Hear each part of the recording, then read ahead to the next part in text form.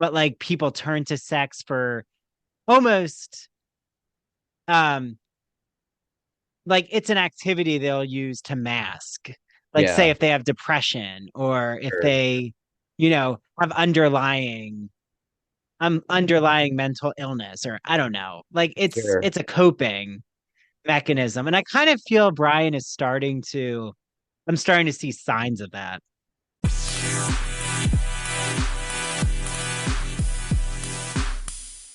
Want to listen to this Ivory Tower Boiler Room or True Crime in Academia episode ad free? Head on over to our Patreon where I'm giving you all 7 days of a free trial. So patreon.com/, Ivory Tower Boiler Room. And if you join the ITBR professor level, which you'll see gets you access to all of our rewatch podcast series like Queer as Folk and Smash, and all of our Teaches series, including when we rewatched Scream with you all, when we discussed The Exorcist. We're about to do a Britney Spears memoir episode. So, oh, and The Fall of the House of Usher is coming up. You also get access to both book clubs.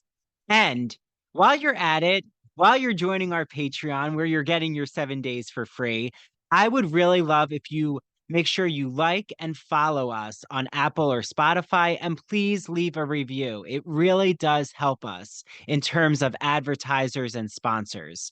Thank you all for listening to the Ivory Tower Boiler Room Network. And is just wonderful to be part of this arts and culture organization and have you all out there reach out to me. So again, remember, follow us on Instagram and TikTok at Ivory Tower Boiler Room. And we have a Facebook and we're on X as well. Enjoy this episode, everyone.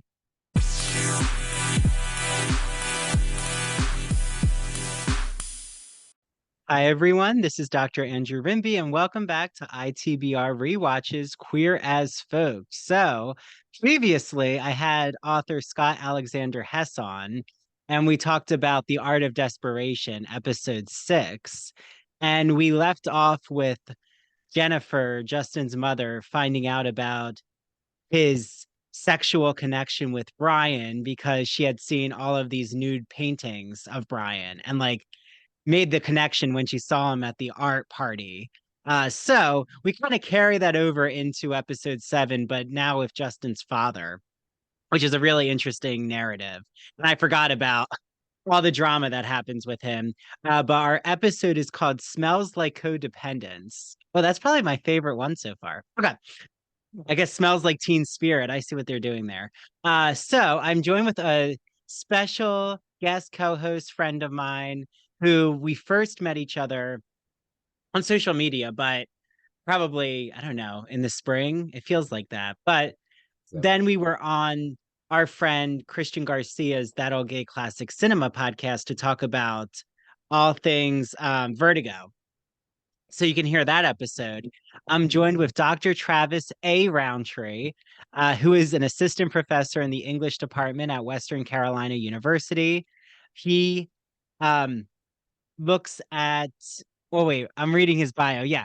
He went to Appalachian State University for his MA in English. Then he got his PhD at the University of Louisville. He has a certificate in Appalachian Studies, which is very interesting. He also works on queer archival research, pedagogy, public memory studies. He's a diehard Dolly Parton fan. And first, I'll have to ask him about Dollywood because I miss that place. He loves running, weightlifting, gardening. Basically, I'm reading this as if it's a dating profile for you, Travis. So thanks. I I think appreciate you're that. still, I think you're still single. Is that right? Ish. Yeah, yeah, yeah, I'm ish. not making a judgment because I was single for 7 years.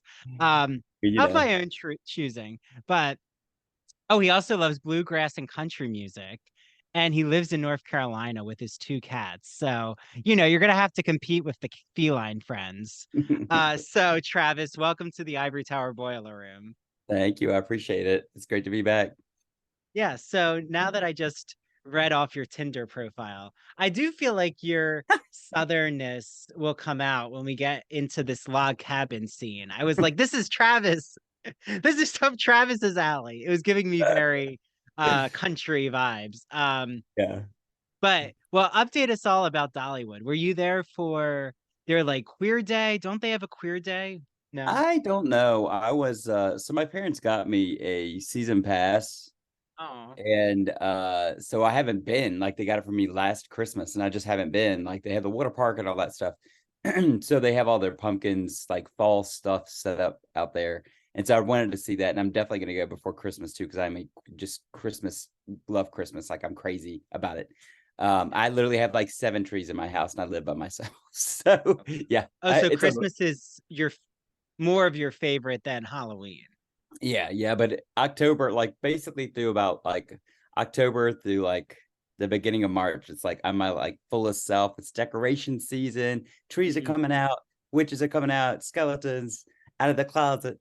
But yeah, no, I love like the fall and the winter are my favorite seasons. So And I have this theory that we don't really have any hard-hitting summer holiday because people are too lazy since they want to be outside. That's like my personal theory. I Like, mean, it's like the 4th of July, but nobody really, come on. Hot I dogs mean, and ham. but it's all outside things, right? It is. Fireworks. I mean, Halloween's outside, technically. Used to Yeah. be, but trick-or-treating rules are now so different and like you have 2 hours. Things have changed. Trunk or They treat. even you would laugh at this. On Long Island, they're spreading propaganda that people are going to give out edibles to the children, and I'm like, who in their right mind would pay $50 to give out edibles to children? Like, come on, people, are you that That's so gullible? funny.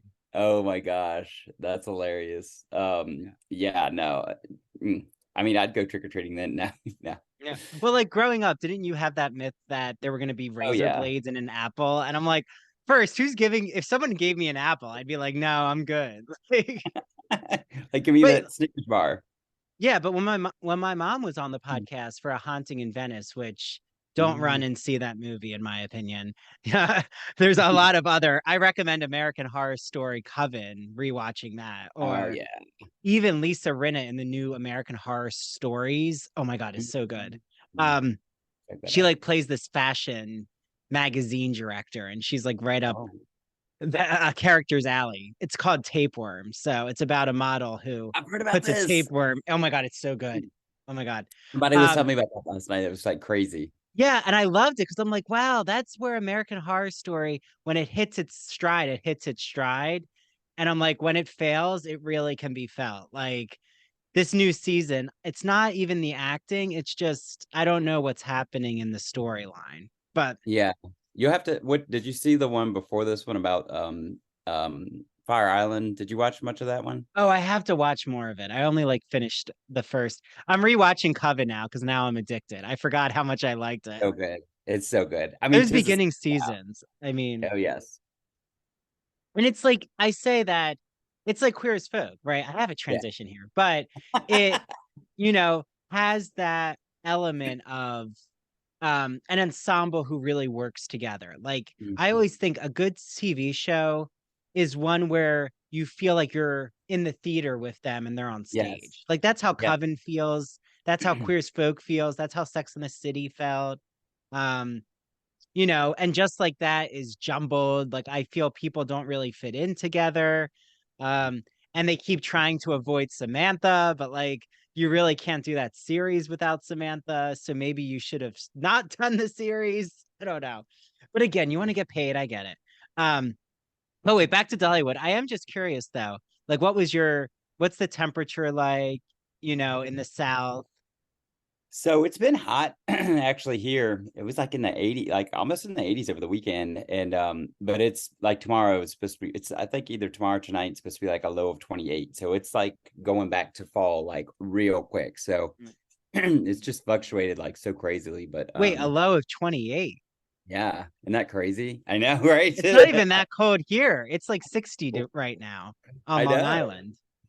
Well, I can Wow. tell there's front coming through there's a big wind coming through and all that stuff. So it's so I we'll didn't know it see. gets that cold.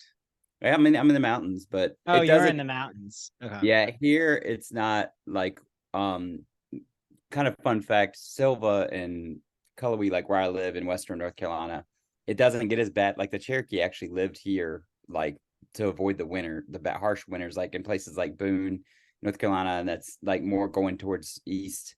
So that's where Appalachian State is too. I lived there for 9 years, and that was like snow on the ground from October to like Easter. Like there was snow on the ground all the time. Yeah. See, that's not the part of North Carolina I know. I know where my relatives live, which is like Southern Pines, Hmm. all the golf like courses, Yes. Fayetteville area. I know that Yep. area, but that I think is more warmer weather, Oh yeah, probably. definitely. Yeah, You're you're not in the getting country mountains. coast. No, no, Yeah, no, yeah. no. But I love it here. It's just, Yeah. totally home. I bought a house. I live like right downtown. I can walk to everything. We have like four breweries, like, Oh, no. Yeah, your shop. downtown looks really cute, you It's know? really great. Yeah. Yeah. Little plug here too. Actually, we're hosting I'm also the president of the Appalachian Studies Association, and we're Yeah. hosting our conference here in March 7th through the 9th. And Oh, it's a great. regional Okay. conference. Yeah, it should be. I'm super excited. It's going to be awesome. So Yeah. Well, and just because I see it with your posts a lot, and this connects to the vibrancy of the queer as folk community, how do you feel with like visibility in Silva of the queer community? Like, what's that feeling on the streets? Like, yeah, are there so flags? so it's actually changed a lot since I've been here for 5 years now. And it was starting to change before I got here, but I think like especially during the pandemic, and we had like some, we have a Confederate monument here and boycotted that, and it's stayed. They voted to keep it, but um and like put a name on it. I don't know. Anyway, the scene here, like I helped with the community of a group of folks here in town. I helped start our first Pride Festival here, and it's been great. This is our third year. I'm finally stepping down his chair because I just can't do all the things. And but it's awesome. Like, so we're west of Asheville, which is like has Yeah. been queer forever and known as like a LGBTQ spot. But here we have like, Civil Pride is here. There's another group called Cornbread and Roses that does like food pantry work, like therapy, group therapy, like sober game nights. They're really, really cool. Pride, we do more like events. So we'll do like a medical event, and we did like a my friend Bergen called it feeding the queer spirit. So it was like a bunch of like churches that came, and so it's been really really great. Honestly, like I feel very comfortable here, but I'm a white gay man, like I'm not speaking for others. So but yeah, I feel like when I moved here, I shot up like a little bat signal that was a big gay rainbow in the sky, and everybody just started moving. Yeah, yeah, yeah. Yeah, but it So seems very artsy. I mean, is it similar to where Dollywood is? I mean, because I was in Pigeon Forge, but that's like a very touristy, doesn't really like I don't know what the local scene is like. yeah, here it's much more like small town, almost like a Hallmarky kind. I Hmm. mean, it's a small town, like everybody kind of knows everybody. You learn to, you know, see everybody. It's like election season now, of course, and so signs are in everybody's yards. And Oh, yeah. yeah, Pigeon Forge and Gatlinburg especially is like the Myrtle Beach of Tennessee. I feel like it's still fun if that's your thing, and Dollywood is, I love it, but there's some cool spots there, but it's just a little Yeah. too touristy for me. Yeah. Wait, did they actually though ever announce a like Disney has like their gay Disney, but I know like Dollywood, it's kind of under it's hidden. Like it's not really a publicized event. Yeah, I would not be surprised if there was some sort of coordinated like queer day at Dollywood. I know that she's pretty open about being an ally and stuff like that, and it's Oh there yeah. on occasions. But I don't know if there's like an organized like sort of day. I don't know. They must do. I'm sure they do theme days. I should know, but I don't. I have to No. read that book. There's a book Oh, called Gone Dollywood that I have to read. oh, So okay. There you go. That's a reminder for you. But it yes, reminds me of like why I love Dolly is like even during the Black Lives Matter movement that right, and I guess you could say like it's an ongoing movement that she said something like, white like why should my little white ass take up all the space, Mhm. and why can't we listen to those, who are different than us, and we need to hear, how to support them or some she's just such a supportive Yes. person. I But think it's like a yeah. long statement. And at one point, she said, "You think our little white asses matter?" Or something like that. And it's like, Mhm. damn, Dolly. Yeah, yeah, So yeah. it's getting, I mean, she's becoming more vocal, especially like with the new rock and roll album, like the song she wrote on there, World on Fire. Like she goes Oh yeah. after people now. Like she don't play. Yeah. So Well, and don't you think for the longest time she was kind of being pressured by, just like Taylor Swift, mhm. like not to speak out politically because they're nervous of their like a conservative country fan base. Oh yeah, yeah, and I think that's why she has Kid Rock on her new album, to be honest. I mean, she's trying to play both sides, Yeah. but, also at the same time, yeah, it's just, I think she'll come out on top no matter what. Like, she knows how to play. She's been in the game long enough than anybody and knows Oh yeah. exactly, like, what to do and how to play it. So, Yeah. yeah. Well, wait, and aren't you working on a Dolly Parton like article book? I thought you were doing something, Travis. My next project is gonna be about Dolly, and I think that's all I can say about it. Oh, okay. I need to quit running my freaking mouth about it, but I'll let you know off camera. Okay. But Okay. it's hopefully it will be with my other book is with University of Kentucky Press, and they're so great. And they were awesome to work with, so I hope to work with them again. Just incredible, just an Yeah. incredible press, incredible like support. So it was a lot of fun. It was a great experience for Yeah. me. But Well, and I'm kind of wearing my like I didn't even coordinate this, but my flannelly, gay country aesthetic here. Um, but I did want to ask you. Okay, so thank you for like bringing the audience into what it's like with Travis's environment in North Carolina. Do you like rewatching Queer as Folk? Um, do you connect to their I mean, I know it's supposed to be Pittsburgh, but like I keep every time I do this with a guest, like none of it really feels like Pittsburgh. I mean, it kind of just feels like any metropolitan um heightened idyllic fantasy of what a gay community looks like. yes, yeah. I mean, it makes me feel like it's more Philadelphia, like that's where I grew up. Like it's Mhm. not as large as New York City, um, but it was also filmed in Toronto. So I think it does have that like, it has that Toronto feel of like it's not a Yeah, specific American city, but it's a general city. sure. Um, Yeah, I agree with you. I think that the feel for that it does feel a little like I didn't grow up in Philly, but I actually was there for Pride this year and been there a couple of times. And it does have that feel, but it's interesting too because at least from what I watched the whole series like years ago, not when it was actually on TV. Like I think I actually got them from the library. This was like way back during my first boyfriend, during my first relationship. But we watched the whole thing. And what I loved about it too is like, so it does have that sort of small town feelish, but they're in a big city. But also all the characters, like you see the same characters and, like, I know I've told you this before, but, like, I just felt like, I felt like they were my friends, you know what I mean? Like, I feel like we see their characters develop so much and in so many ways, and some better than others and some not.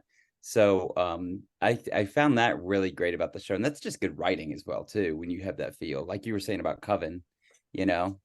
Like, you just feel like you know them, like you're friends, you know? mhm. Like, Brian's such an asshole, like, he's terrible, like, he's such a ass.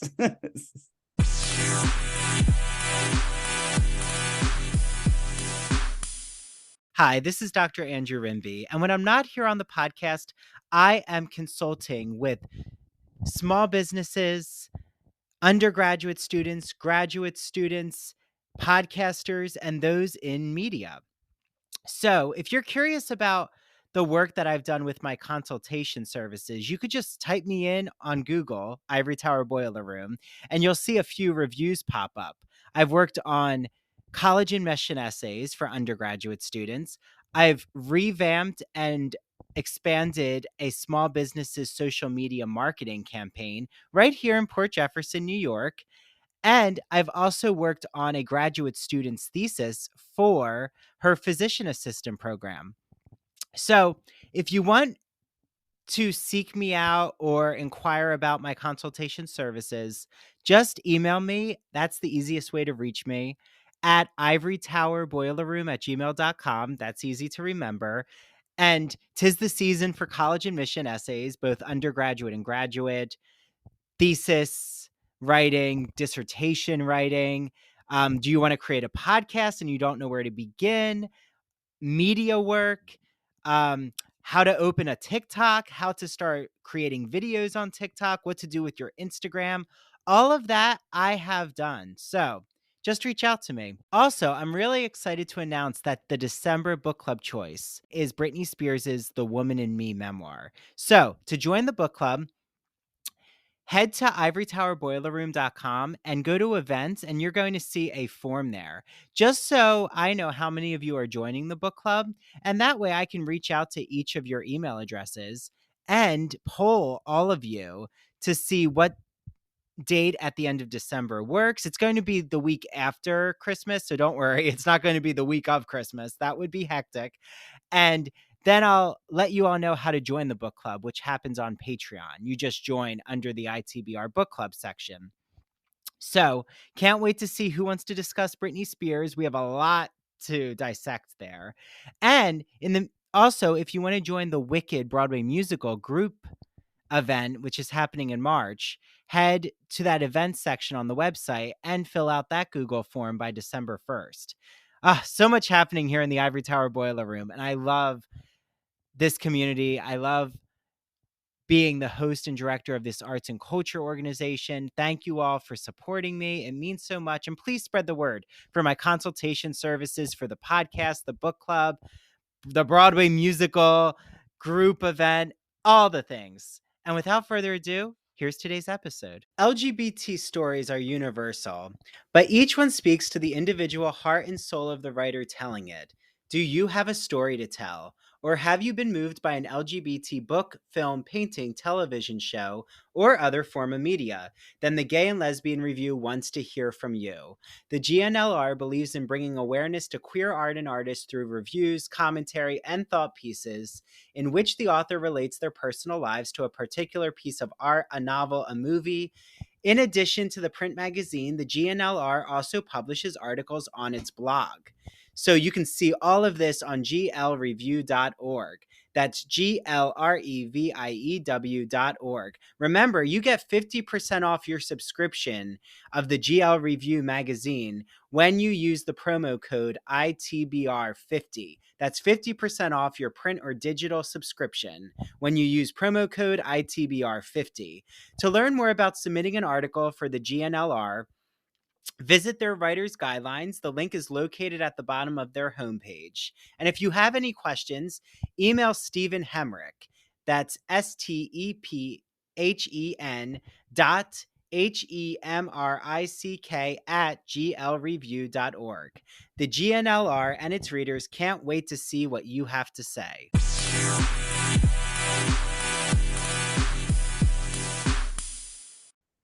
Well, I'm just curious, when you were watching it with Yeah.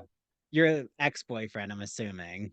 Yeah. Yeah. Um, 20 years ago. oh wow, okay.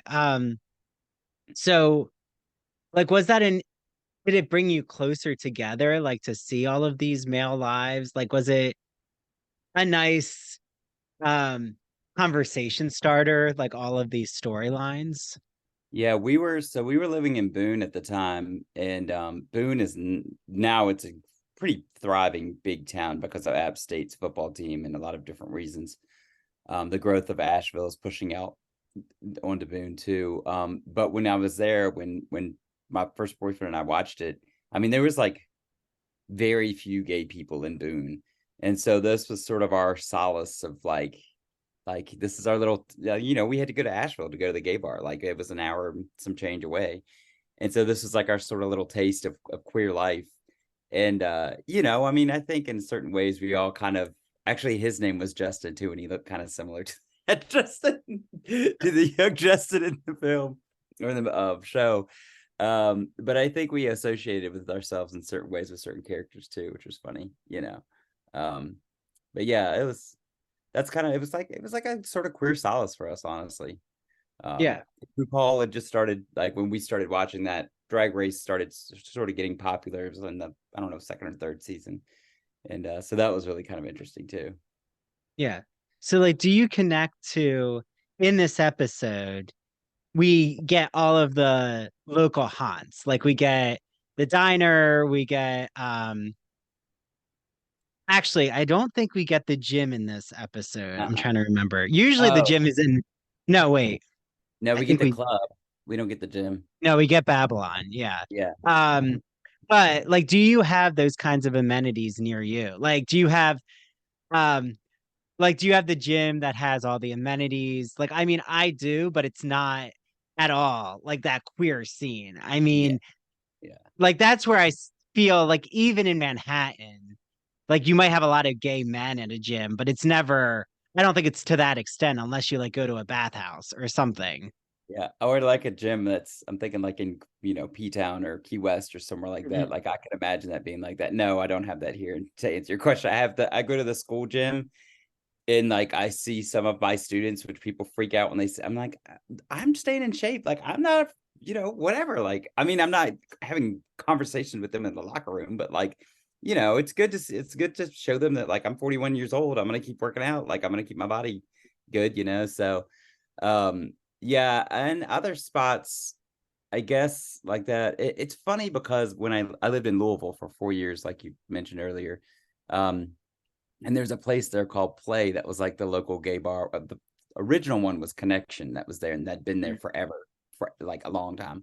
That closed down when I was there. And then there was Play, and they would do like the foam parties and all that stuff. So I could associate with that. I don't even think I really went to one of those because Yeah. it seems really sticky and a You didn't go mess. to Studs and Suds.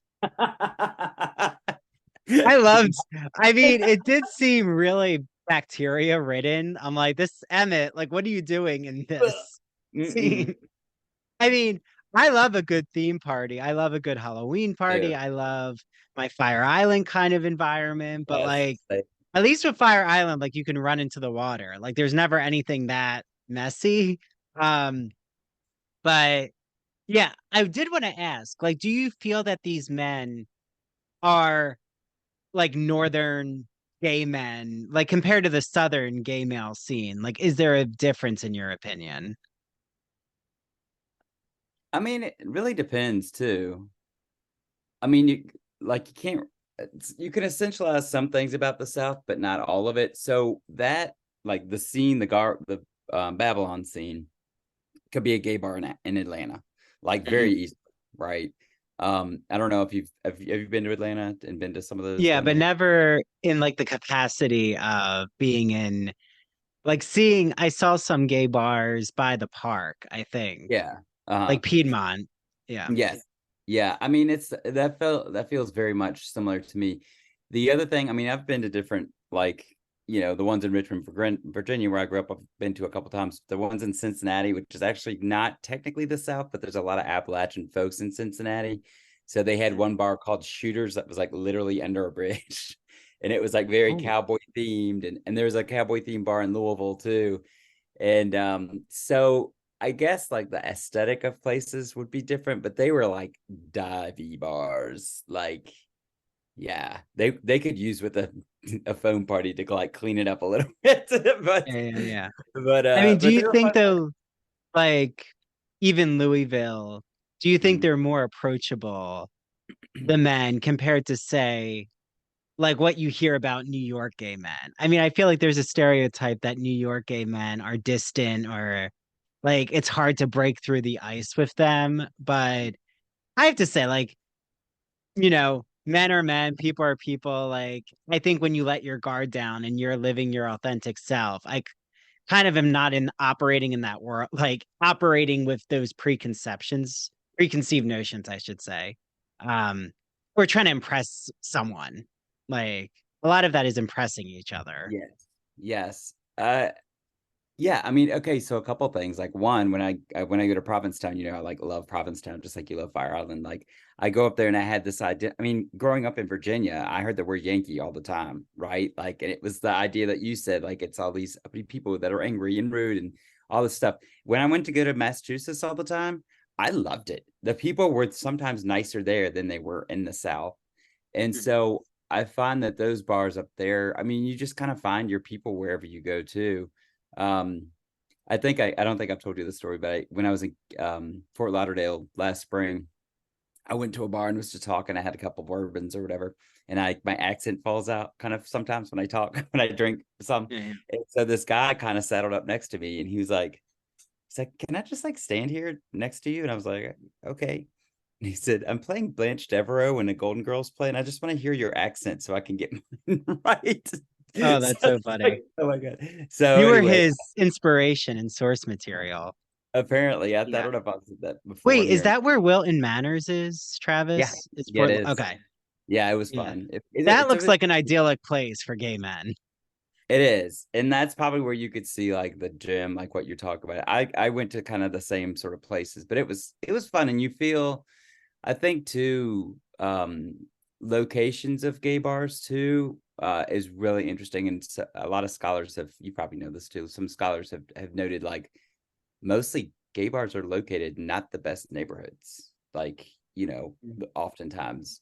So that's sort of something to consider as well too, like your own safety where you are when you're inside the bar, you're sometimes safer than you are walking out from the bar. So, but yeah, forgotten who said that. It was a Munez. I can't remember. Anyway. Oh, okay. Probably. Maybe in Cruising Utopia by Munez. Yeah, yeah, yeah. Uh, so like that's why I love the Belvedere. Like not only that it's clothing optional on Fire Island, but I know, and everyone wants me to go to P Town, and I'm like, oh, maybe okay, maybe this summer, but I need to get people to Fire Island. So I know. if I I need to go you there. have to come, Travis. I'm like gonna arrange a week where like if I get discounts at the Belvedere, like I'm gonna arrange like where we all can like get book rooms and like try to have a calm environment, but like Yeah, a a good time. group of Yeah. gay like friends and um yeah. So what I find though is so interesting is like when you are in a space where you feel so seen Yes. is like not only it's not just the sexual aspect because I think right you easily could be like oh everyone's horny and it's like no it's not just that it's Mm, beyond that it's the networking it's the I want to empower and lift you up like I do think some of the cattiness that people think gay men have is mm, because they're operating in a straight world and trying to assimilate. And mm, like if they see someone else who's gay, they might, if they're not comfortable with who they are, they're like mm, nervous if the person um makes them have to assert themselves in like the mm. straight community. And I Mm. think when you are in a place um like a Fire Island, like a P-town, that guard just goes down. Yeah. And Yes. when you're in the coffee shops or you're getting ice cream or pizza, whatever it is. And I don't drink now. So like I see it through my mocktail eyes and like I have a great time. I mean, okay. So this is all Oh, fun. that's great. I can't wait for the summer. I mean, I love us going through the seasons, but I'm ready to be back. When I Off find season that will be fun discount, too. yeah, if you get a discount to P Town, let me know because so I many will. people keep wanting me to come and I want to go travel there. And it's not It's so far from fun. me. Yeah, No, no, it's really not. I I don't know. think I know. so. Okay, so we're gonna make that happen. But Yeah, I I'd did want love it. to ask you, what do you think of like the real meat of our episode? I think we could say centers around Justin's mother telling his father that Justin's gay and like the whole parent response and like what the father decides to do. I mean, is this something that seems hyper dramatic or is this something that you could actually see playing out? I, I mean, I think it's kind of in the middle. I mean, I've heard people coming out and I mean, I knew one guy in Louisville that his father came across the table and knocked him out in the floor at the dining room table and then like left. And like, so I think this is kind of like you see the tension there. And I don't think this is an unusual thing still yet now, right? Um, and also that he comes out to his mother first and then his father has to reconcile with all of that as well too and then and then like angsty teenager Justin too, which I'm like, oh child, I know, just it's hard, like be patient. But I mean I think it's pretty realistic. I mean I my both of my, like they say, when you come out, your parents go in the closet or something like that. If you've heard that, when I came out, my dad had a harder time, I think, than my mom did. But they both now go to drag shows and all that stuff. But um, and yeah, I don't know. I found it pretty like realistic. What did you think? Yeah, no, I think it is. I mean, I think that the mother's reactions are very realistic in the sense that like she's not outrightly angry. She's not even angry. I would just say she's worried for her son in this relationship. She kind of um doesn't want him to grow into adulthood and Yeah. like wants to protect him. And like I really feel she continues to speak to like how my mom reacted, which was more, I'm scared how people Yes. are going to treat you. Yes. Like I Yes. love that, you are who you are, but like I just have to process this. And it wasn't about my mom being homophobic. It's just she's trying to nurture, protect, Hmm. and you can't control the outside environment. That's this unfortunate part. But like now, my mom goes to pride parades. She's been to Fire Island. I mean, my Wow. mom is like so supportive, and my dad, Yeah. you Yeah. know, actually, my dad, what was interesting is he was kind of more silent, like Oh yeah. supportive. He was Uh, supportive, but didn't know what to say. So he just kind of watch. Yeah. was just like watching the scene unfold. Um, but I do feel like the father, I mean, what do you say though? Like a lot of times there's a stereotype that the mom is accepting and the father um is scared slash even has more homophobia when a child comes out. I feel like that's the scenario we get in pop culture. It is. Yeah. I think that's a common trope. And I'm just thinking, like, I know like Glee, I watched Glee not till the end, Oh but yeah. like, with Chris Crawford, isn't Hofer. Chris Cofer, yeah. Hmm. Um, with his parents. This one, I feel like the response from the dad about AIDS immediately, that was a common response. Like that was what mine. They was like, you have to be yourself, but you need to watch out for the AIDS too, that type of thing. And I think for that time and for the time that they grew up, like they were seeing all of that, and so I feel like that was a pretty common reaction and realistic reaction as well too. I don't, I kind of tend to agree because like what you're saying, like this trope of the mother who understands and the dad who takes it. Okay, so the car wreck too, that's dramatic. That was like over the Well, top. that's Like like the hyper over. dramatic is like even if but the father really like he doesn't know how to process that his son is gay, but he's Yes. not really acting out. I feel like he projects basically they're interpreting that his internalized homophobia of the father is projected onto Brian as a scapegoat, like, oh, this older man is a pedophile and taking advantage of you, Yeah. almost as if Brian Kinney is a groomer to Justin. Almost. Yeah. Like he corrupted our son, a la Picture of Dorian Gray, and we're going, I'm gonna seek vengeance for you, Justin, so we can save your soul. Or I don't know. It was interesting. I mean, but like that the father went into a car wreck and didn't just confront Brian. I mean, yeah, that I wasn't realistic in my opinion.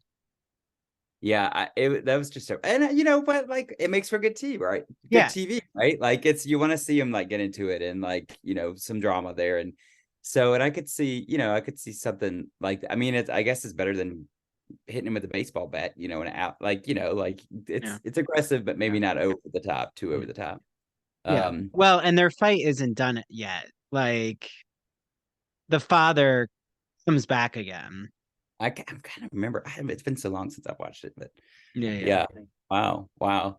Um, I did find the scene after that when they're all at the house dancing and stuff, and that's when Michael and the doctor chiropractor get back, Hmm. and I just I don't know.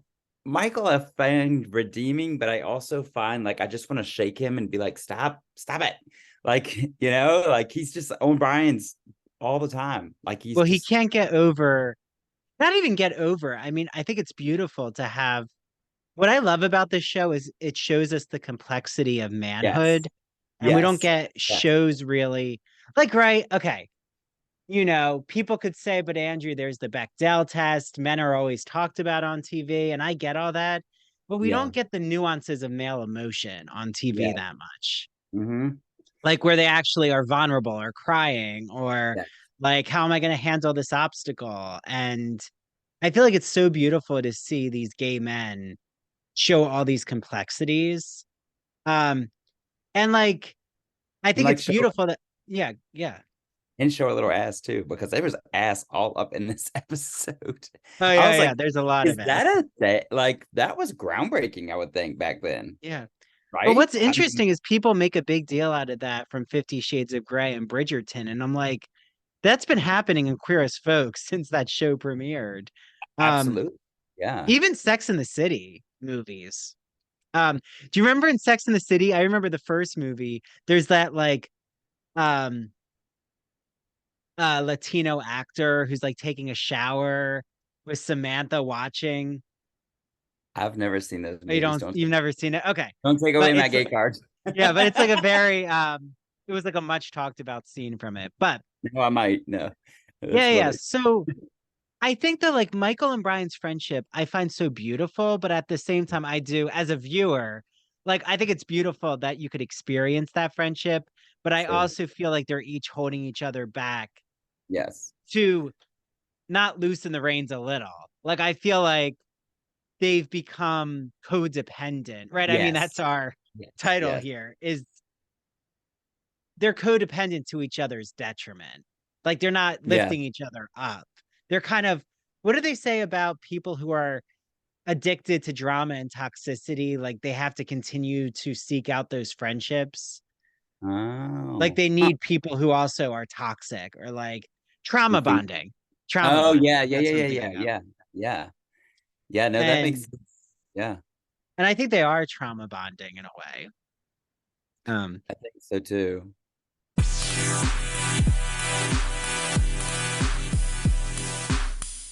Hi, this is Dr. Andrew Rimby, and I'm so excited to shout out the Gay and Lesbian Review, who is helping to sponsor the ITBR podcast.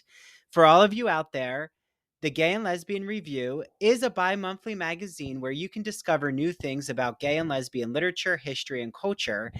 And the GL Review publishes essays in a wide range of disciplines, as well as a slew of reviews of books, plays, and movies, and a number of special features, such as artist profiles and their popular art memo column. Each issue of the magazine brings you consistently intelligent, lively, thought provoking articles focused on a unifying theme. For example, their September October issue centers on the theme Cracking the Closet. So, starting in the 19th century, a number of artists and writers found ways to crack the closet by expressing their sexuality between the lines or in the interstices of their work. For example, Ignacio Darnad, who is a friend of the ITBR podcast, he's been on our show, writes all about illustrator J.C. Leyendecker, whose work for Ivory Soap and Arrow Collars gave him plenty of opportunities to draw pictures of well dressed and at times scantily dressed American men. And you also can find an article by Vernon Rosario, who has been on the podcast, and he talks about the quest for sex in the Middle Ages. So, to subscribe, visit glreview.org. That's glreview.org. Click subscribe. So on their website, go all the way over to the right hand side and you'll see the button subscribe. Click subscribe and enter the promo code ITBR50 because you're getting 50% off your subscription to the print or digital edition of the Gay and Lesbian Review magazine. I can't wait for you all to have your copy of the Gay and Lesbian Review magazine, and make sure that you take a picture when your magazine arrives or when you're reading it online and tag the GL Review on Instagram and ITBR, and we'll share it out in our stories. Enjoy your reading, everyone.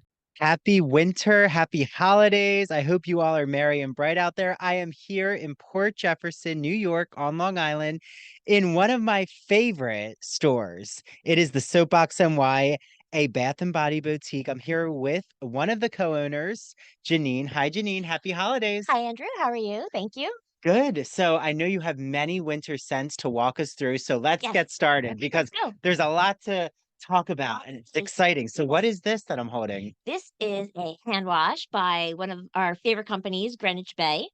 It's a gingerbread scent, which is wonderful, very Christmassy, very holiday-ish. And you can follow it up by using Greenwich Bay's lotion. It's a hand and body lotion. And to keep with that gingerbread scent is a sugar whip scrub. It's a body scrub that you could use in the shower, and it's by a company called Primal Elements. And it's something I'm actually using currently. And I said to Janine, and she always laughs, that I really feel like I'm in Santa's bakery. So, oh, it is so yummy. It's good. It's a good one. And then what are these adorable little Yeah. soap gifts? Jumping back to Greenwich Bay, this is a great little grab and go gift, great for a stocking stuffer. They're mini soaps by Greenwich Bay, and it just gives you a little sample of some of their mini soaps to try. Ooh, peppermint, Yeah. mistletoe, holly, Yeah, it's wonderful. cranberry. Yeah, and Oh, there's the some flavors. gingerbread in there too. And then what is this room spray? This is from company Michelle Design Works, another one of our favorites. Room spray that you can use any room in your house, just kind of freshens up the room a bit. And what is this by Michelle Design Also by Works? Michelle Design Works is Winter Blooms, one of their new scents this holiday season. It's great. It's a hand wash. You can use it in your kitchen or your bathroom. And then And here's something to follow it up with. exactly. It's a hand and body lotion. And then what is this beautiful decorative candle here? One of our favorites that we actually sell Mhm. all year round because it's so popular. This is the scent of Fraser Fir by Times. I think I'm becoming addicted to it. Yes, I think you are because you already own one, I I believe. own one and it is a decorative candle for me because I'm about to open it, but it's just in such I know the a packaging is, beautiful I don't know what's package. better, the packaging or the scent, I'm but it's using it as a wonderful. holiday decoration. So I'll Well, get to the candle eventually, yes, you everyone. will. But it's wonderful because with Times and their Fraser Fir, not only do they carry the candles, but they also make it in the scent in the diffuser, in soap, the hand lotion, the hand soap. It's just a great line and a great scent. We're going to be Fraser Ferd crazed this holiday season. I love it. And Yes. then what are these so adorable pajamas? My friends next to me, a company called Hello Mellow. But these pajamas are so comfy. We have the t-shirts with the pajama pants. These happen to be the Nutcrackers, one of my Oh, favorite this holiday season. And then they have the night shirts too, and they're so comfy. and it says, "Oh, what What fun," fun. with the little Santa hat. Yes, and we have others as well. So, Janine, how can everyone out there get their hands on your hand and body and even pajama products? Well, we'd be more than happy to see you in our shop. We're located at 18 Chandler Square in Port Jefferson Village. You could always call us to place an order. We're happy to ship to you. Our phone number is 631-509-1424. You can place an order on our website, soapboxny.com. And you could also find us on Instagram or TikTok at the Soapbox NY. So many options. Mhm. I can't wait for all of you out there to just enjoy what I love so much about the Soapbox NY. So, with that, Thank you so much. happy winter, everyone. And this is going to keep you all, especially in the Northeast, merry and cheery with our cold, dark days. Yes, I know they're coming, unfortunately, but we'll Yeah. survive. But this will get you that pep Right in in your your step. spirits. I think so too. Exactly. There we Yes. go. Happy Yes. holidays. Happy Bye, holidays. everyone. Thank you. Hi, everyone. This is Dr. Andrew Rimby, and I'm so excited to be talking about Broadview Press. You might be asking, what is Broadview Press, Andrew? Broadview is an independent academic publisher in the humanities that produces high quality, pedagogically useful books for use in university and college classrooms. They publish in the humanities, mainly English studies, writing, philosophy, and history, just to name a few genres. And recently, I had on Dr. Jason Holt, who wrote all about the philosophy of sport. And what better summer episode than to talk about what happens when a philosopher dissects the beautiful aesthetics of sporting culture? In the spring, I had on doctors Kyle Stedman and Tanya Rodriguez to talk about what is sound writing, how to make audio projects in the college classroom, how to even have your students create podcasts. And then in the winter, I had on Dr. Jeffrey Weinstock.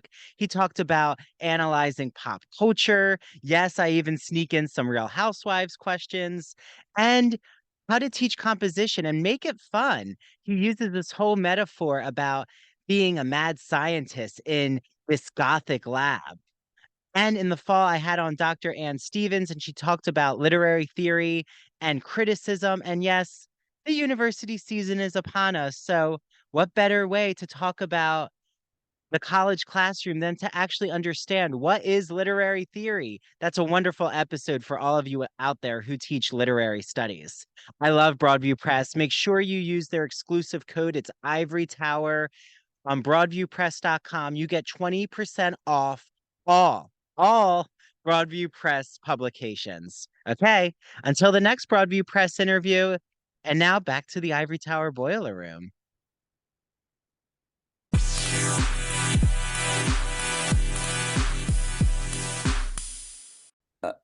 Yeah. Yeah. I just, in the, if we want to go to the cottage scene too, I just thought that was lovely. That was like a little Oh, queer. so beautiful. I This like log know. cabin. It reminded me of Boy Scout camping. I'm like, the smell of the crisp leaves. That's what I love about the fall here, is like just that it reminds me of like being outside among the fire pit, but like Michael can't be in the moment. Like he's not even able to enjoy being with his boyfriend, like a very new boyfriend who took him to a cabin. His cabin that he built by his hands too. Like, come on now. I'll be like, I just want to reach the TV. I'm like, enjoy your time in that cabin. Yeah. It also like to go swimming and all that stuff too. But yeah, I love that. I mean, it was just like a little oasis, but I do find, if we're, oh God, am I really going to talk about this? But if we talk about like Foucault, like power dynamics in this show is really fascinating to see who holds the power and where it goes and how. Mm. Like we talked about Brian and Justin earlier. I mean, Michael and the doctor's not really grooming Michael, but like he's definitely like a sugar daddy a little bit to him. I feel like, I don't know. Well, I think he definitely likes the arm candy. Yeah, that he can manipulate Michael easily. Or I think he thinks he can manipulate him, but Michael's definitely gonna give him a run for his money. And Yeah. well, I do have to say though, the way Michael responded to finding out that the doctor, David, had an ex-wife and children was a little surprising to me because I'm thinking like this is not necessarily like David is still uncomfortable in the gay community. Like I'm Yes. not surprised because like Mhm. the writing's on the wall. He doesn't really know what to do at the Babylon nightclub, right? Remember Yeah. when he says that remark about I got so nervous when those men were cruising us? Wait, There was was that like, yeah, no, was that no, in go the ahead. I think that was, I have to see where I wrote that down. Oh, at the diner. oh yeah. Like in the Okay. beginning of the episode, there's Yes, like yes. these men who are kind of just giving him locking eyes. That was it. It wasn't like they were fondling his balls, but I don't know. But at the same time, that's the thing is he's kind of like prudish, but also sexual. Yeah. I mean, he was pretty like I was like with the scene with him and Brian, David and Brian. Remember when he goes up and he's like up in his face, and then he kind of like tells him off, which is kind of like interesting too to see like that aggression there shift from like sexual tension to like just flat out aggression. So yeah, I found that fast. I mean, if we're looking at ideas of masculinity there too, like there's a clear shift when you're like, oh, I was like, oh damn. Well, Um, and it feels very, in my opinion, that connection to like straight manhood where yes. it's like you're not gonna get my girl. Like, Yeah. but in this Yeah. case, it's like my guy. But it's that same kind of dynamic, right? I mean, Brian and David could be fighting over a girl. Oh Right? yeah, Like I totally. just think what if Brian, that was his best friend, was a girl and the girl's waiting for him, you know? Yeah. Yeah. I don't know how that would play out. I did miss it's a Teddy and Emmett. Emmett's the one in the fishnets behind you, I think, right? And Yeah, Teddy is yeah. Emmett is the one who's like goes in the suds. Yeah, Ted yeah. is the computer analyst, like And more. nerdy character. He's the one that gets, not to give too much away, but he gets into the porn industry at some point. Yeah, Ted. eventually. Okay, yeah. Well, those are way down the line too. Yeah. I liked their characters. I kind of missed having them in there because, I think they, like, you talk about different perspectives of masculinity. I mean, we're all across the spectrum here. Like, Emmett is a bit more femme. Ted is like more withdrawn. We kind of, and I'm sure people have written about this already, but like, we see a lot of that. And then, we also have the lesbian couple too, which I think was kind of groundbreaking for the time as well too, especially since they're having, all of that. So yeah. And yeah, like another section that I thought I have to ask what Travis thought about this was the Lady and the Tramp scenario when Michael, actually, David agrees to go to dinner with Debbie, Michael's mom, and Michael's like, no, we have plans. And then David's like, no, we're gonna go. And that's where I enjoyed that David jumped in to like be with the family and was willing to participate. But like this is where I feel David, I question his motives in the sense that like he's so willing to play up this romance, like even in front of Michael's mom. Like, like we'll reenact the spaghetti scenario in Lady and the Tramp. Like, I feel he kind of is putting on a show all the time. Yeah, I agree. But you can tell, right? If he's not in control of the scenario, like he's in control of the Oasis. So like it's fine that they're, bathing nude, or it's fine that they're naked and having a picnic. But like, how dare Brian like spend time with Michael at Michael's house or like in Babylon? Like then I feel once Michael is deciding to do his own thing, David's not okay with it. Yes. No, I agree. Yeah. That's interesting. I know that sort of where this goes, where the relationship goes, but yeah, you do see a lot of that. And I didn't even think about that. Yeah, I don't know. It's a little too much for me, like the spaghetti thing. And then they go upstairs and they start making out, and his mom's like hollering through the wall at him. I'm like, what is going on right now? Like, what the fuck? You mean you wouldn't want your parents to hear you oh God, I can't pounding away? Oh, Jesus. Absolutely not. Yeah, no. That's so funny. I love her, the Debbie, the actress who plays her. By Sharon. the way, yeah. Side note: have you seen the Exorcist show on FX? No. Oh, she's in it. It is one of the scariest, besides the first season of American Horror Story, which I think is good and scary. But The Exorcist, she's in it, and it is legit, like frightening. I think it's on maybe Hulu, but yeah. Oh my God. Okay. Because I just saw we just did a whole new episode about the Exorcist beginner, or no, the Exorcist believer. Sorry, believer. Yeah, I need to go see that. Yeah, I loved it. Yeah. Okay, so I'll have to watch this. Okay, you're adding another. Oh, that's what I wanted to say to you. Queer as Folk, like,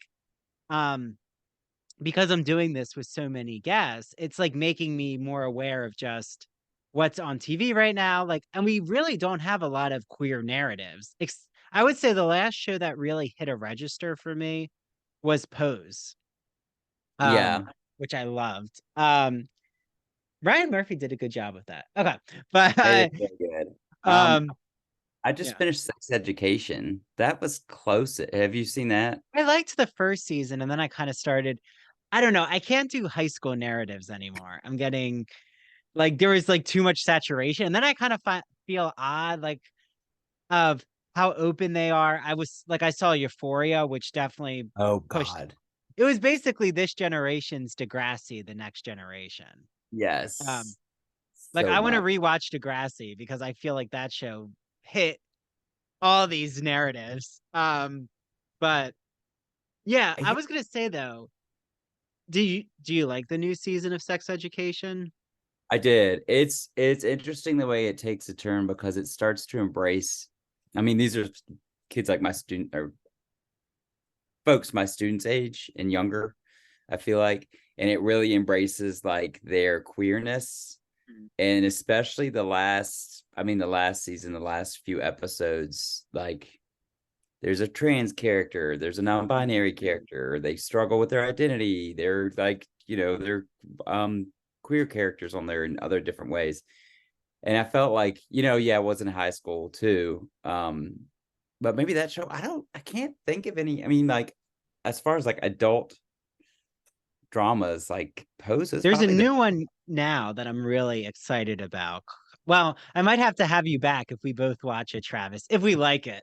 yeah. What Um, is it? but it's called Fellow Travelers on Max Mhm. with Matt Bomer and Jonathan Bailey. I've heard about this. Yeah. Yeah, that looks good.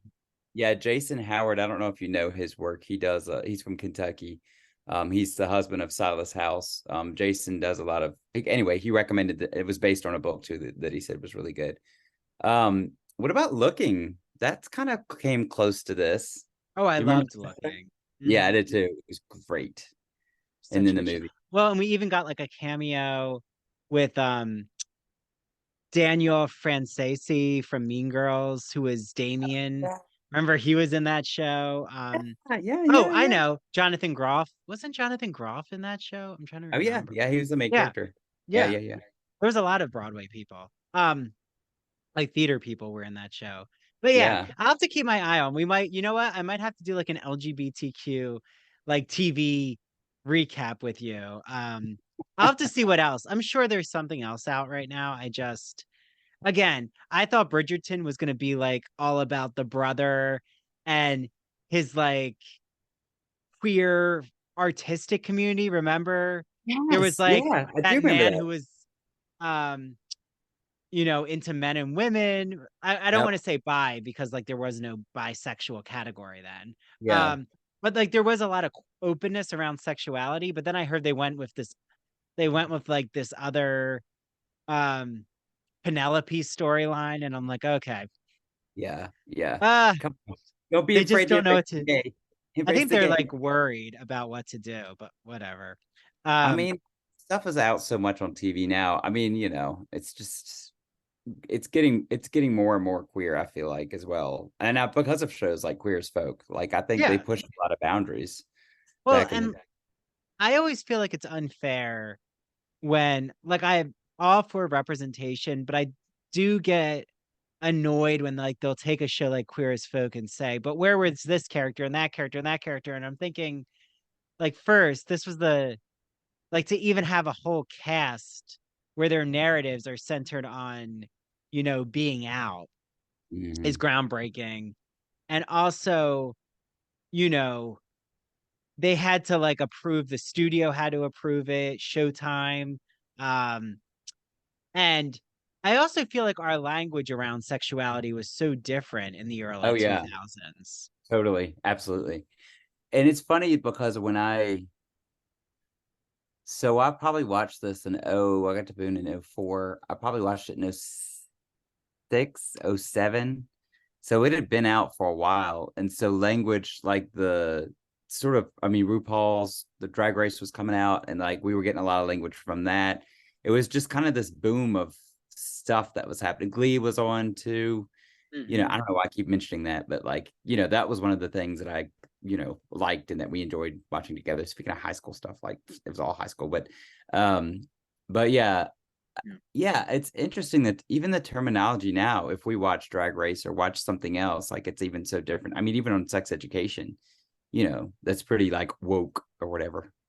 I can't believe I use that word either. But um, but yeah, it's just the language is so the vernacular is different.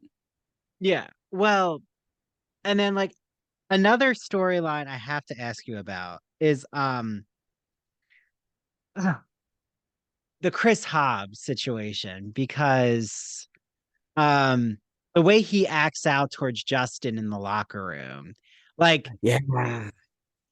do you feel that this is already setting up that Chris doesn't know how to deal with his attraction to men and like Justin giving him a hand job and he's like, "Oh, I know what I'm going to do.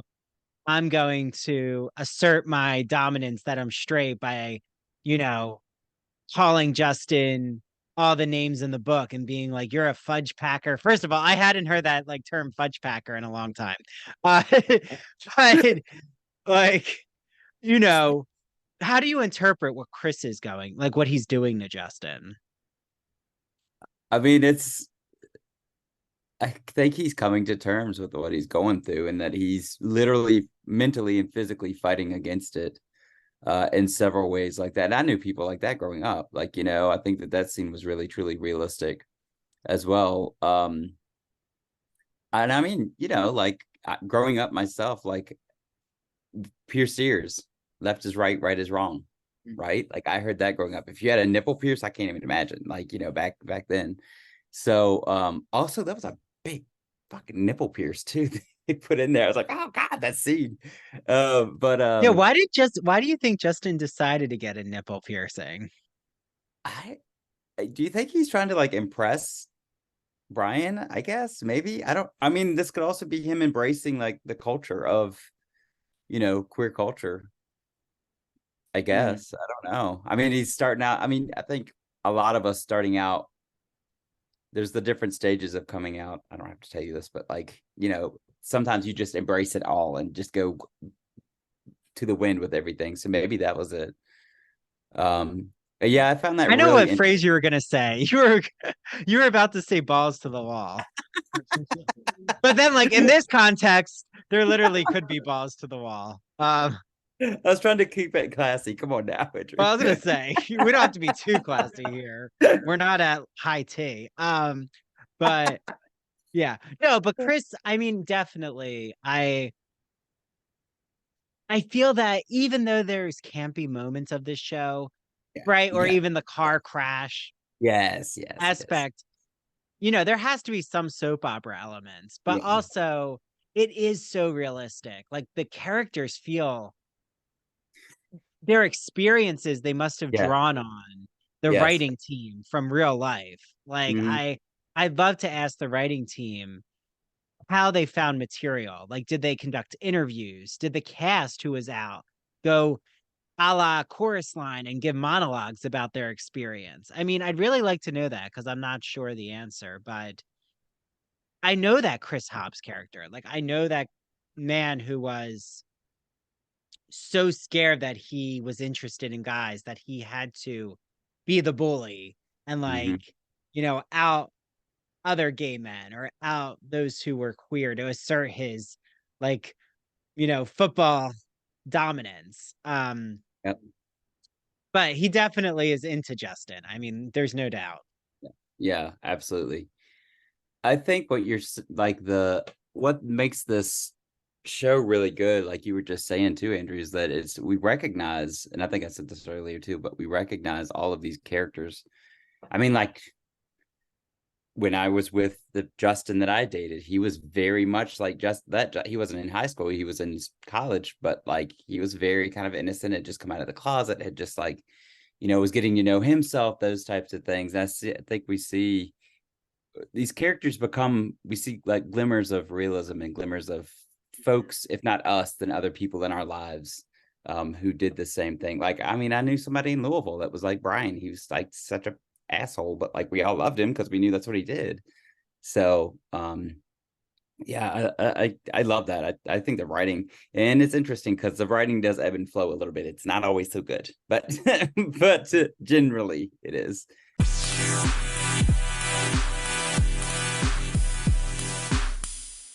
Imagine that you're riding the Turner Classic Movie Great Movie Ride in Hollywood studios. It's in the 1990s. As you're journeying through the Great Movie Ride, you pass the Wizard of Oz, where all of a sudden you see the Wicked Witch of the West ascend into Munchkinland in a cloud of smoke and flames. Well, that's the memory I have with the Great Movie Ride in classic cinema when I was at Disney in the 1990s as a young boy. And ever since that, I was hooked on classic cinema.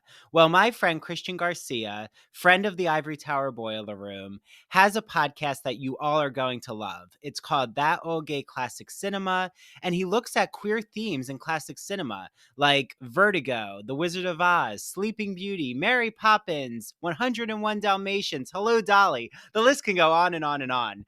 So follow him on Instagram at That Old Gay Classic Cinema. You can listen to his podcast on Apple and Spotify. And he also is on the premiere episode of our Queer as Folk podcast, where I'm rewatching every episode of Queer as Folk from 2000.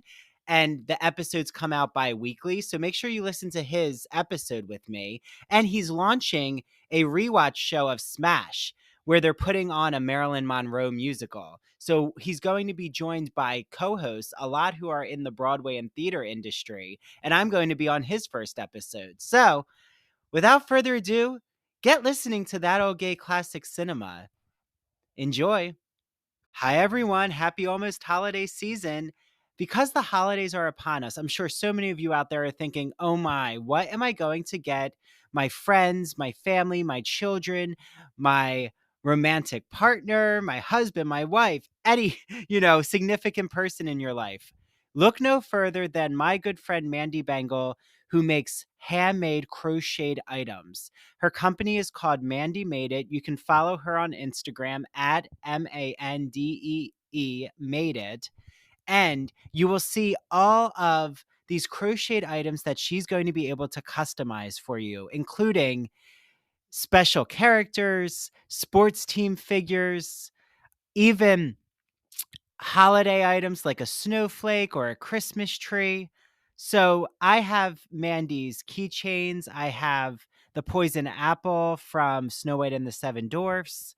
I have a rainbow flag that she made me. So Mandy is able to really customize an order just depending on what your hobbies and passions are.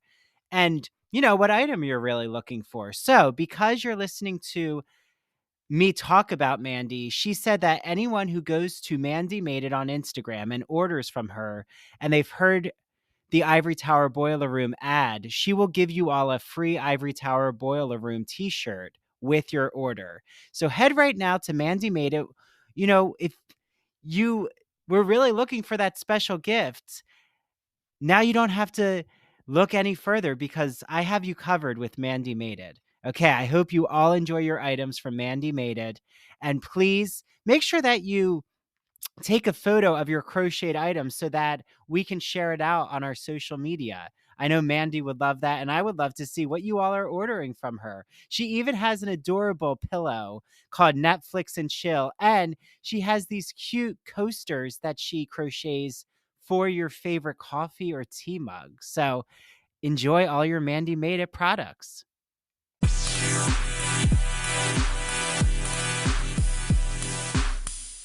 Yes, the first season, it has hit its mark. But yeah, okay. So as we're wrapping up, which this went by so quick. I mean, I have written here something about, oh yeah, Brian, I did have to ask you, the outdated technology with the sexual chatting. And he's like, oh, 10-inch cock. Like some guy was writing that he has a 10-inch cock. And I'm like, to remember, even though Brian is the Casanova, that he would trust this guy to come to his place. I'm like, he must really be gullible, or Brian really does let his cock talk for him, because I forgot that that is what the technology was like, to meet up with random strangers. I mean, you didn't really know anything about them. I was that was a little I didn't come out till I was 26, so I didn't go through I mean, I had the AOL chat things or whatever, but I never had those. But it's it's absolutely true. That's what they happen. I was laughing too because of the cell phones just killed me. They were they were like flip phones. It was and which was my first cell phone. It was like that. I had to screw on the damn antenna. Yep. So it's so funny. But yeah, that was just cackling. I was like, oh my God, what the hell are they talking on? And the fact that they had them too. not everybody had those. So It's true. interesting. Yeah. Well, and I love though, like that he doesn't know that it's Justin's father, and he's like saying all these sexual things to the father. I don't know. I mean, but the father is also poking the bear. I mean, who's gonna Yeah. like that? He doesn't even say, "Hey, this is Justin's father." Like he's not even ready to have an adult conversation. No. And that, you know, I mean, Justin's what, supposed to be 18, 19? Is he even that old? He's Is 17. 17? Yeah, I mean, you know, I think there's might be some realism there too. Like he's having his teenager moment, but it's over, not overplayed, but kind of overblown, I feel like. But you know, I don't know. Yeah. Um Well, I think if he's a, my parents knew that I was with two men in their 30s when I was 17, I don't think my parents would have enjoyed talking to those men. no, mine either. You know, I'm sure they would have not hit these hit the cars of the men, but they might have like threatened legal, Yeah, you yeah, know, cases. Even though when you're 17, you are in that murky period because you are consenting, you know. yeah, Um, very much yeah. so. And Justin knows exactly what he's doing. Like that's where I relate to Justin at his age. Like I was kind of like a Justin pushing the boundaries, like Really? kind of giving it to my parents. But always dotting my I's and crossing my T's, like schoolwork, like everything else was on point. But it's like, okay, if I am gonna be a rebel, I can do it with coming out as gay, Yeah, as yeah. long as everything else is taken care of. Gotcha. You know. Yeah, And I think that's so Justin's like that. I can see that too. Yeah, he knows he's like in very well in control of his life to a certain extent. I think so too, but I do think that that's his sort of rebellious. I was the quiet kid in high school, by the way. It took me until high school to actually open up. So I like did everything. I was like just kind of the schemer in the back of the classroom until about junior, senior year, honestly. Yeah. Um, but so yeah, it's but I knew folks like that, you know. Yeah.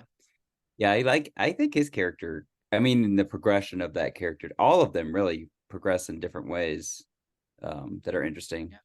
But I think Justin has the um best chance of an arc just because of his Yeah. age and like what he can go through in life stages that like what Randy Harrison does with the character is beautiful. I mean, Mhm.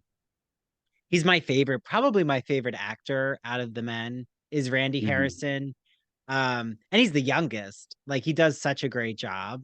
Um, but also I do think Brian, I have a like a love-hate relationship with Brian because I feel like Brian is a teddy bear really when it comes down to his friends. He Yeah. just has to have coping defense mechanisms. Like because again, we don't know what Brian went through yet in the show. And like when we find out what he went through with his childhood, it's really dark. Yeah.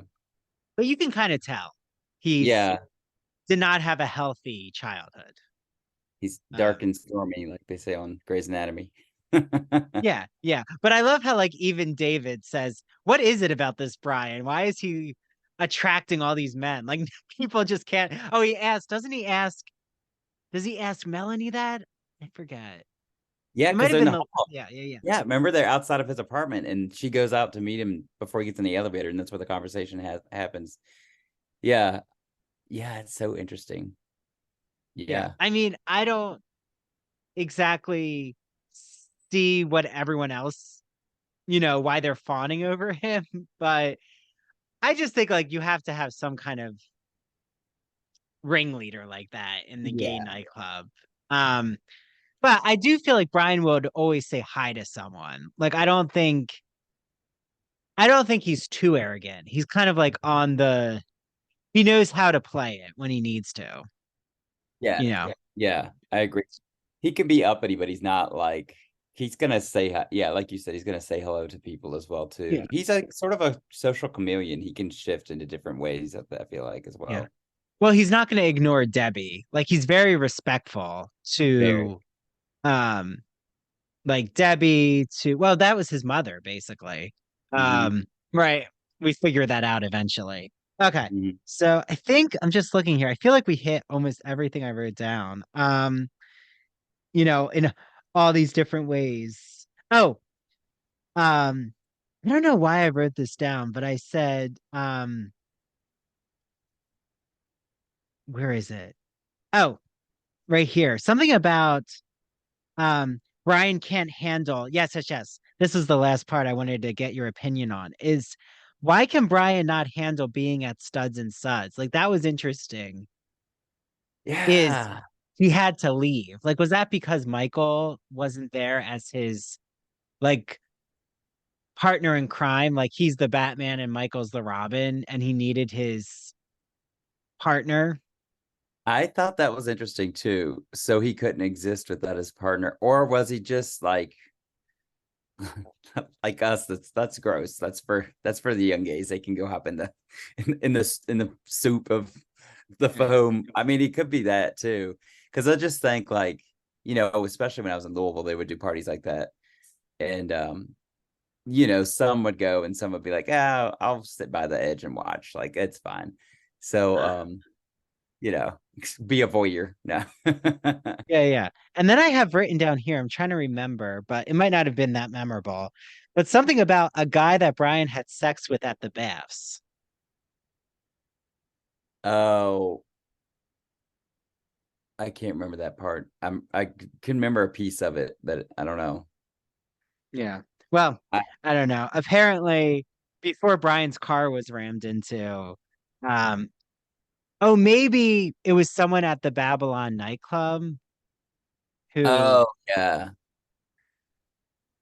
yeah, I Oh, I don't, remember that now because he talks to him outside. It's the guy outside the car, and Brian just kind of like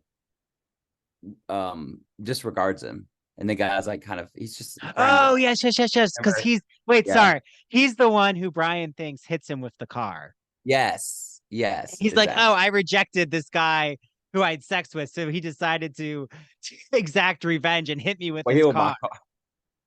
I'm like, but what's a better scenario that it was an out of control lover or Justin's father hitting him with his car? I mean, they're pretty equal, I feel like. I yeah, don't yeah, know. yeah, yeah. Both high Yeah. drama. Yeah. I mean, here, wait, don't worry about me. I'm just plugging my laptop in. But Okay. so yeah, I mean, do you feel like in that scenario, the way that Brian I feel the way Brian treats his lovers, like that's where I see the disrespect. Like that's where I see that he takes advantage of those he has sex with, but Yeah. not like those who have taken him under their wing, like Debbie or even Lindsay. Like there's a Yeah. really different relationship. So why is that? Like why is he so quick to put down men he's had anonymous sex with?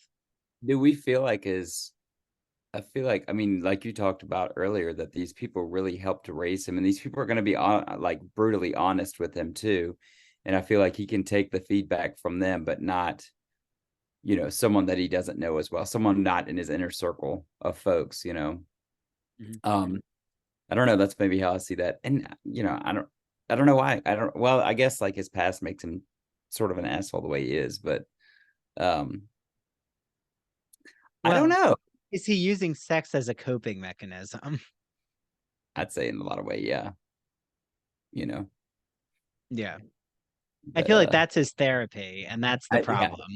I Right? Because, like, you know, how many people like will say that there's a sex addiction? I don't know. I get very, um, there's so many different theories about that. Like, I know psychiatrists say there really isn't a sex addiction, but like people turn to sex for almost, um, like it's an activity they'll use to mask. Like say yeah, if they have depression or if sure, they, have underlying mental illness or I don't know. Like it's sure. it's a coping mechanism. And I kind of feel Brian is I'm starting to see signs of that. Like really what's under this layer because Yeah, yeah. But I yeah, yeah. No, totally. I totally agree that, I think we start to see what's beneath and why he's codependent too on Michael. Yeah. Mhm. I love that here. Yeah. Yeah. And I feel like the series is at the like beginning episodes, it is really addictive. Like I want to quickly learn all of these storylines. I'm like, okay, I want more. Tell me more. Like, That's I can remember feeling the same way about Looking too, and I was like, oh my god, oh my god. I think, is that because we have such a this is a great word to use, but a thirst for these storylines? Like, is that because we don't have enough of those in our lives right now that we really, once they come out, you want to watch them all, or make them last, So, um, I don't know. I wonder if that's why. yeah. Well, that's a good transition. When I have you back, Travis, first, like I need to learn more about your Dolly Parton work. No, I'm not going to push you on that. Okay, you're But kidding.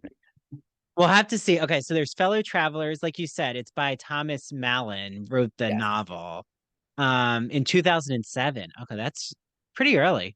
That's around the time of Call Me by Your Name. That was written in Uh-huh. 2008.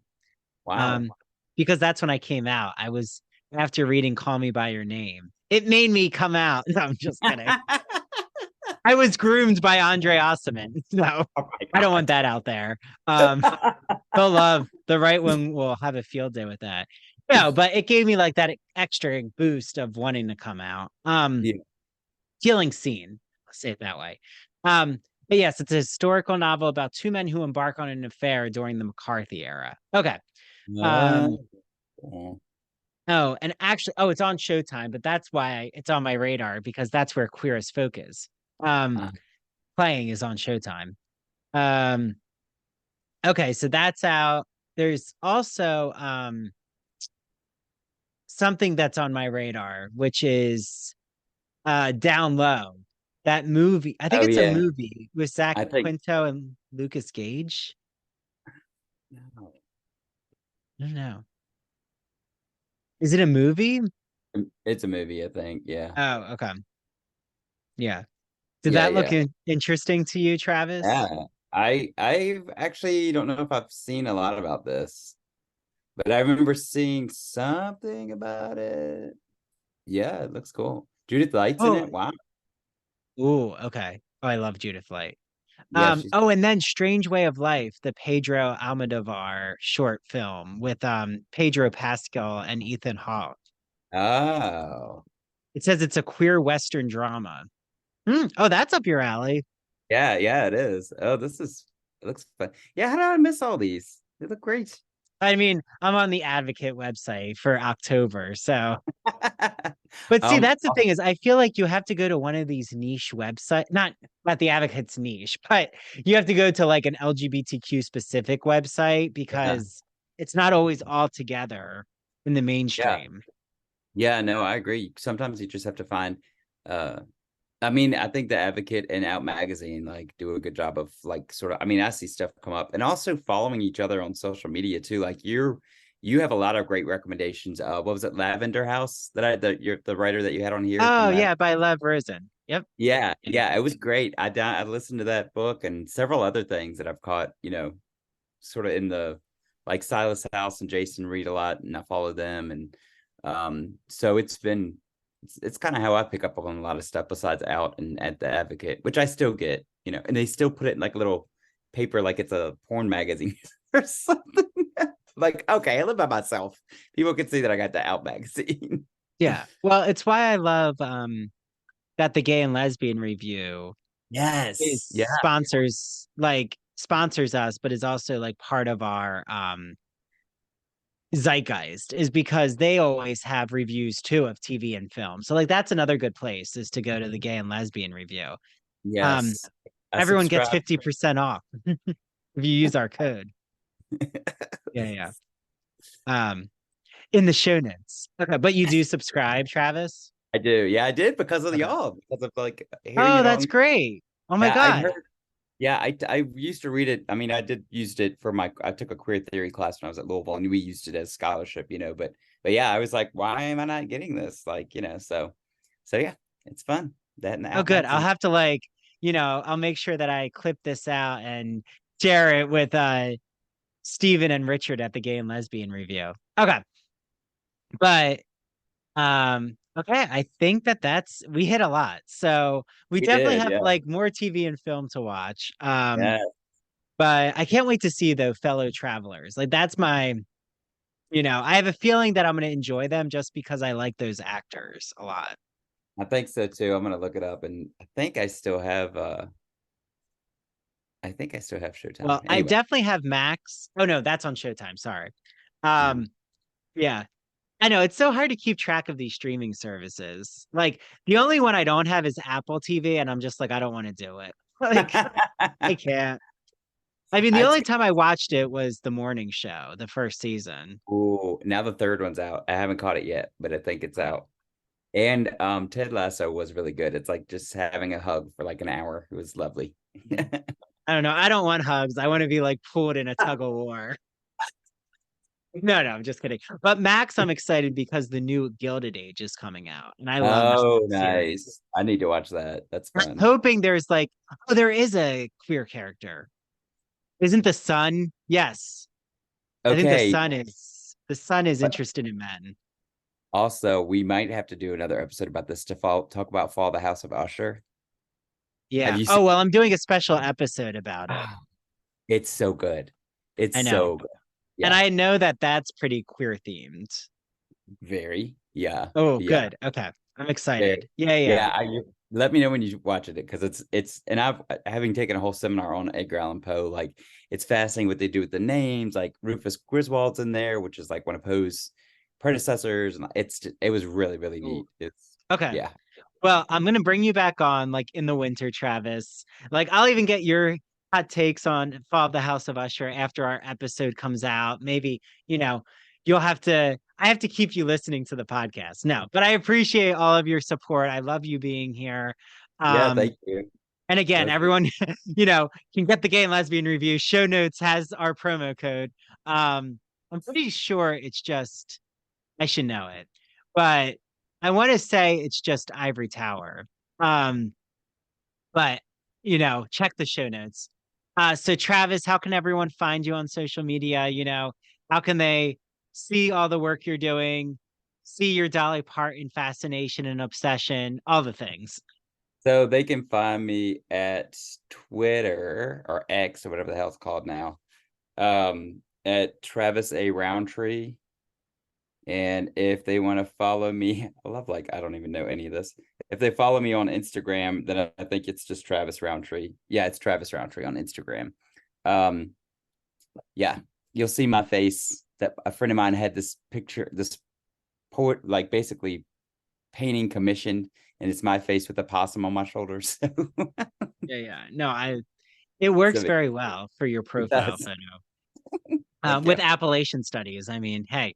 Uh, but promo code ITBR50 for Gay and Lesbian Review. There you go. Uh, okay, well, Travis, this was great. I loved dissecting this episode. Like everyone who comes on here, hopefully you felt this way, but there's something about just like having an episode you center on that opens up so many pathways of conversation. You're like, oh, I didn't know we are going to talk about that, but okay. Yeah, it was great. Yeah, I love that. Looking at it, there's so many different things and that you can talk about. And hell, I even said Foucault. My God, I went Yeah, down that yeah. road. But there's only a few TV shows you can do this with. Yes, very true. Very true. Yeah, yeah, yeah. And I have a few more in the pipeline. I'm curious. Let's just say Desperate Housewives. I My would God, I love to do that. hate I just want to talk about Andrew. Like, I'm so obsessed with that character. Um, and Eva Longoria's character. Oh my God. yeah. Oh yeah. Iconic. Oh, very. Yes, Yeah, yeah. yes. Oh God. Okay, well, thank you, Travis. Enjoy the rest of the fall into the winter, depending on when this comes out. Yeah. And bye to the audience, and I will be back on with another special surprise guest next time. Okay. Thanks, Travis. Thank you. Appreciate it.